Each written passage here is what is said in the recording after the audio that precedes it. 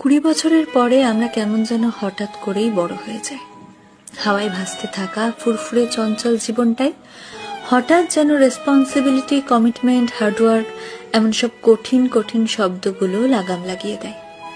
জীবনে ঠিক কি করতে চাইছি এটা বুঝতে বুঝতেই শখের বাক্সে তালা মেরে হাতে তুলে নিতে হয় দায়িত্ববোধের চাবি। বাইরে বেরোতে ইচ্ছে করে না, বন্ধুদের ফোন ধরতেও ইচ্ছে করে না। কেমন যেন সবকিছুর ওপর থেকে হঠাৎ করেই বিশ্বাসটা উঠে যায়। সব সময় শান্তি খোঁজার এক আপ্রাণ চেষ্টা চলে মনে। নির্ঘুম রাতের তারারা সাক্ষী থাকে এই গল্পগুলোর। শখের জিনিসগুলোর একটা লম্বা লিস্ট তৈরি হয় মাথায়, কারণ 20 পর বাবার কাছে শখের জিনিসটা চাইতে কেন জানি ভীষণ দ্বিধা বোধ হয়। ইঁদুর দৌড়ের এই খেলায় নিজেকে টিকিয়ে রাখার যুদ্ধে হাঁপিয়ে ওঠে মন। ছোটবেলায় বড় হতে চাইতাম, এখন বড় হয়ে গিয়েও মনটা কেমন যেন সেই ছোট্ট আমিটাকে খুঁজে বেড়ায়। 20 পর আমরা আসলেই বড় হয়ে যাই।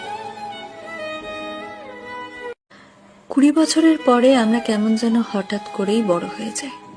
হাওয়ায় ভাসতে থাকা ফুরফুরে চঞ্চল জীবনটাই হঠাৎ যেন রেসপন্সিবিলিটি, কমিটমেন্ট, হার্ডওয়ার্ক এমন সব কঠিন কঠিন শব্দগুলো লাগাম লাগিয়ে দেয়।